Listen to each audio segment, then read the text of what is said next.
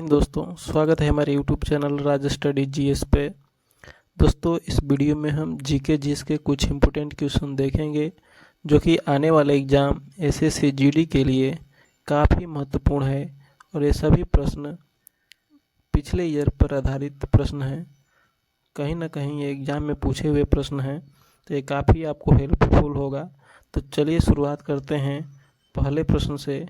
ये दोस्तों, इस वीडियो को आप पूरा से पूरा देखें, आपको काफ़ी ज़्यादा फ़ायदा होगा। इसका हम गारंटी लेते हैं कि कहीं ना कहीं से ज़रूर यह प्रश्न आपके एग्ज़ाम में पूछ सकता है।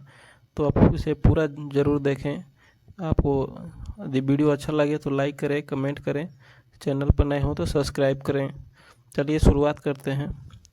पहला प्रश्न है कि लघु हिमालय श्रेणी के ढालों पर मिलने वाले छोटे छोटे घास के मैदानों को उत्तराखंड में क्या कहा जाता है। तो इसका ऑप्शन है कि दून, मर्ग, जोश, बुग्याल या प्यार। तो इसका सही उत्तर हो जाएगा बुग्याल या प्यार। लघु हिमालय श्रेणी के ढालों पर मिलने वाले छोटे छोटे जो घास के मैदान हैं उसको बुग्याल या प्याल कहा जाता है। हिमालय के बारे में हम देखेंगे तो हिमालय को 3 भागों में बांटा गया है। सबसे जो पहला भाग है इसे हम बृहद हिमालय कहते हैं। दूसरे वाले भाग को मध्य हिमालय कहते हैं। तीसरे वाले भाग को बाह्य हिमालय कहते हैं। तो बृहद हिमालय से ऊपर में एक जो ट्रांस हिमालय इसको बोलते हैं। तो इनके बीच में जो लाइन है उसको सच्चर जोन कहते हैं। और बृहद और मध्य हिमालय के बीच में जो लाइन है उसे मेन सेंट्रल थ्रस्ट कहते हैं। और मध्य हिमालय और बाह्य हिमालय के बीच में जो लाइन है उसे मेन सीमांत गैप कहते हैं। ये काफ़ी महत्वपूर्ण है, इसको भी याद कर लीजिए। चलिए आगे देखते हैं कि किस अधिनियम में पहली बार भारत के लिए संघीय संरचना प्रस्तुत की गई। तो इसका ऑप्शन है कि 1909, 1919, 1935, 1947। तो इसका सही उत्तर है 1935। किस अधिनियम पहली बार संघीय संरचना प्रस्तुत की गई थी। तो इसका सही उत्तर है 1935 के अधिनियम में। 1935 के अधिनियम में संघीय संरचना जो है हमारे देश के संविधान में कनाडा से लिया गया है। हमारे संविधान में संघीय व्यवस्था जो है कनाडा से लिया गया है। 1909 के अधिनियम को हम मार्ले मिंटो सुधार के नाम से भी जानते हैं। और 1919 के अधिनियम को मांटेग्यू चेम्सफोर्ड सुधार के नाम से भी जाना जाता है 1919 के अधिनियम को। तो सभी महत्वपूर्ण प्रश्न हैं। चलिए आगे देखते हैं। प्रश्न है कि गांधी इरविन समझौता जो कि 5 मार्च 1931 को हुआ था किससे संबंधित है। तो इसका ऑप्शन है भारत छोड़ो आंदोलन से, सविनय अवज्ञा आंदोलन से, असहयोग खिलाफत आंदोलन से, रॉलेट आंदोलन से। तो इसका सही उत्तर है सविनय अवज्ञा आंदोलन से। गांधी इरविन जो समझौता हुआ था वो सविनय अवज्ञा आंदोलन से संबंधित था। और इस समझौता को सरोजिनी नायडू ने 2 महात्माओं का समझौता कहा था। सविनय अवज्ञा आंदोलन जो है 1930 में शुरू हुआ था। और असहयोग और खिलाफत आंदोलन 1919 में शुरू हुआ। रॉलेट आंदोलन 1919 में हुआ। और भारत छोड़ो आंदोलन 1942 में हुआ। तो ये सभी इम्पोर्टेंट पॉइंट हैं, इसको आप ज़रूर याद कर लें, यह एग्ज़ाम में पूछ सकता है। चलिए आगे देखते हैं कि कांग्रेस ने भारत छोड़ो आंदोलन का प्रस्ताव किस वर्ष पारित किया। तो इसका ऑप्शन है कि 1940 में, 1941, 1946, 1942। तो इसका सही उत्तर है 1942। 1942 में कांग्रेस ने भारत छोड़ो आंदोलन का प्रस्ताव पारित किया था। और ये आंदोलन था जो बिना किसी नेतृत्व के था। कभी कभी प्रश्न पूछ दिया जाता है कि भारत छोड़ो आंदोलन का नेतृत्व किसने किया था, तो उसका सही उत्तर होगा कि यह नेतृत्व विहीन आंदोलन था। यह नेतृत्व विहीन आंदोलन था भारत छोड़ो आंदोलन, जिसकी शुरुआत 1942 में हुई थी और इसका जो प्रस्ताव था कांग्रेस ने 1942 में ही पारित किया था और इसमें गांधी जी के द्वारा करो या मरो का नारा दिया गया था। करो या मरो का नारा दिया गया था गांधी जी के द्वारा। और इसी आंदोलन में ऑपरेशन 0 आवर चलाया गया था, जिसमें कांग्रेस के बड़े बड़े नेताओं को पकड़कर जेल में बंद कर दिया गया था, जिसमें गांधी जी को आगा खां पैलेस में रखा गया था, जबकि राजेंद्र प्रसाद को बांकीपुर जेल में रखा गया था। तो ये सभी महत्वपूर्ण पॉइंट हैं। चलिए आगे देखते हैं कि वर्ष 1919 में जालियांवाला बाग हत्याकांड कहाँ पर हुआ। तो इसका ऑप्शन है कि अमृतसर, नागपुर, चंडीगढ़, कलकत्ता। तो इसका सही उत्तर है अमृतसर। 1919 में जालियांवाला बाग हत्याकांड 13 अप्रैल को हुआ था।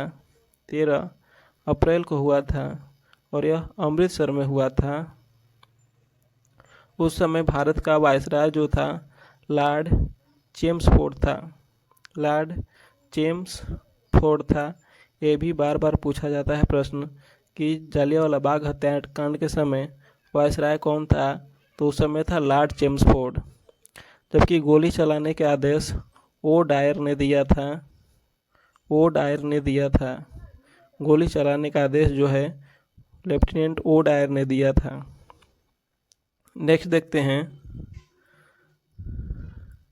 कि सर्वग्राही कौन से रुधिर वर्ग होता है। तो इसका ऑप्शन है कि ए बी, ओ, बी, ए। तो इसका सही उत्तर है ए बी। सर्वग्राही रक्त समूह जो होता है ए बी को कहा जाता है। ए बी जो है किसी से भी ब्लड ले सकता है, जबकि यह केवल ए बी को ही दे सकता है। लेने को सबसे ले सकता है, लेकिन देने को यह ए बी को देगा। जबकि ओ जो है सभी को ब्लड यानी ए ग्रुप वाले को भी दे सकता है, बी ग्रुप वाले को भी दे सकता है और ए बी वाले को भी दे सकता है, लेकिन यह लेना रहेगा तो केवल ओ से लेगा। तो इसका सही उत्तर हो जाएगा सर्वग्राही कौन सा रुधिर है, तो ए बी। जबकि सर्वदाता ओ है। सर्वदाता रक्त समूह किसे बोलते हैं, तो उसको ओ को बोलते हैं। चलिए आगे देखते हैं कि भारत में सबसे ऊंची पर्वत चोटी कौन सी है। तो इसका ऑप्शन है कि गार्डविन आस्टीन, कामेट, नंगा पर्वत, नंदा देवी। तो इसका सही उत्तर हो जाएगा गार्डविन आस्टीन, जिसे केटू के नाम से भी जाना जाता है और यह काराकोरम श्रेणी की सबसे ऊंची चोटी है केटू, और यह भारत की सबसे ऊंची पर्वत चोटी है। कामेट जो है यह नेपाल में स्थित है। नंगा पर्वत जम्मू कश्मीर में स्थित है और नंदा देवी उत्तराखंड में स्थित है। तो ये भी याद कर लीजिए कि कामेट नेपाल में स्थित है, नंगा पर्वत जम्मू कश्मीर में स्थित है और नंदा देवी यूके यानी उत्तराखंड में स्थित है। और गार्डविन आस्टीन जो है, जिसे केटू के नाम से भी जाना जाता है, यह काराकोरम श्रेणी का पर्वत है। काराकोरम पर्वत श्रेणी का पर्वत है और यह भारत का सबसे ऊंचा पर्वत चोटी है। आगे देखते हैं कि निम्नलिखित में से कौन सी हिमालय की पर्वत चोटी अरुणाचल प्रदेश राज्य में स्थित है। तो इसका ऑप्शन है नंदा देवी, नामचा बरुआ, धौलागिरी, कंचनजंगा। तो इसका सही उत्तर हो जाएगा नामचा बरुआ। नामचा बरुआ जो है अरुणाचल प्रदेश में स्थित है और यह सबसे पूरब में स्थित पर्वत है हिमालय का। यह अरुणाचल प्रदेश में स्थित है, जबकि धौलागिरी जो है नेपाल में स्थित है। कंचनजंगा सिक्किम में स्थित है। कंचनजंगा जो है सिक्किम में स्थित है और नंदा देवी आपको बता दिए कि यह उत्तराखंड में स्थित है। आगे देखते हैं कि काराकोरम पर्वत श्रेणी का पूर्व नाम क्या है। तो इसका ऑप्शन है कि K2, कृष्णागिरी, सागर माथा, राकापोसी। तो इसका सही उत्तर है कृष्णागिरी। काराकोरम पर्वत श्रेणी का पूर्व नाम कृष्णागिरी गिरी था और इसकी सबसे ऊंची चोटी जो है वह K2 है, जिसे गाडविन आस्टीन कहा जाता है। राकापोसी या लद्दाख पर्वत श्रेणी का सबसे ऊंचा पर्वत चोटी है राकापोसी। आगे देखते हैं कि मानव शरीर के किस ग्रंथि को मास्टर ग्रंथि कहा जाता है। तो इसका ऑप्शन है कि अग्नाशय, ओवटू, पीयूष, प्लीहा। तो इसका सही उत्तर है पीयूष ग्रंथि। पीयूष ग्रंथि को हम मास्टर ग्रंथि कहते हैं। प्लीहा को हम ब्लड बैंक भी कहते हैं। प्लीहा को ब्लड बैंक कहते हैं और पीयूष ग्रंथि को मास्टर ग्रंथि कहते हैं। अग्नाशय से इंसुलिन हार्मोन का स्राव होता है। इंसुलिन हार्मोन का स्राव होता है। नेक्स्ट है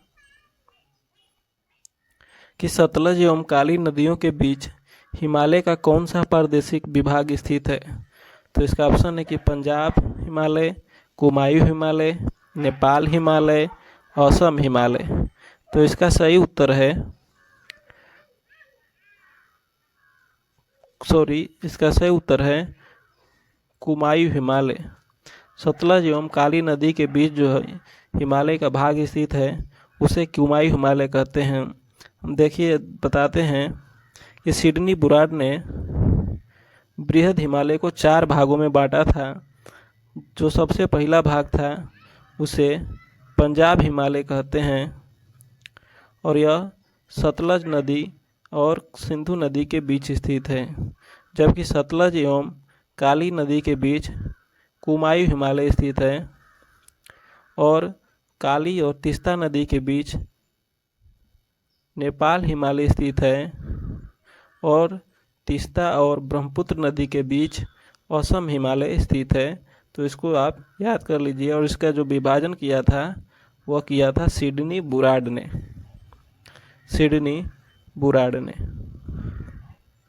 नेक्स्ट देखते हैं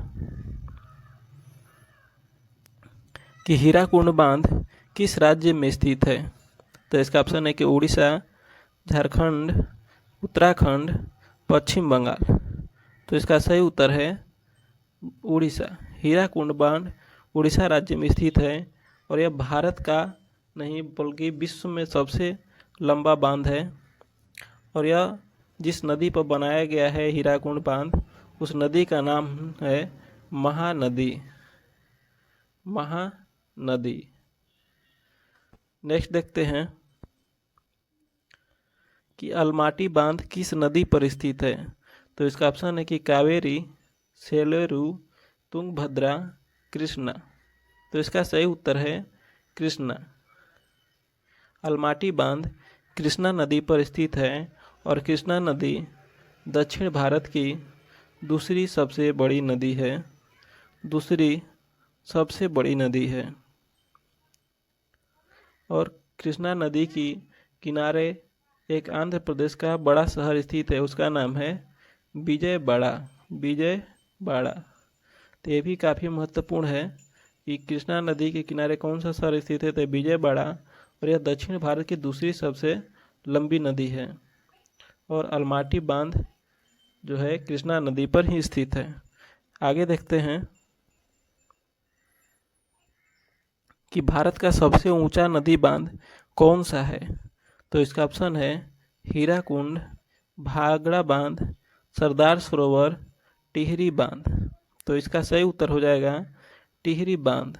भारत का सबसे ऊंचा नदी बांध टिहरी बांध है और यह भागीरथी और भिलंगना के संगम पर स्थित है और इसी पर दोनों नदियों के जो संगम है वहीं पर इस बांध को बनाया गया है, जो कि भारत का सबसे ऊंचा नदी बांध है। भाखड़ा नदी सतलज नदी पर बनाया गया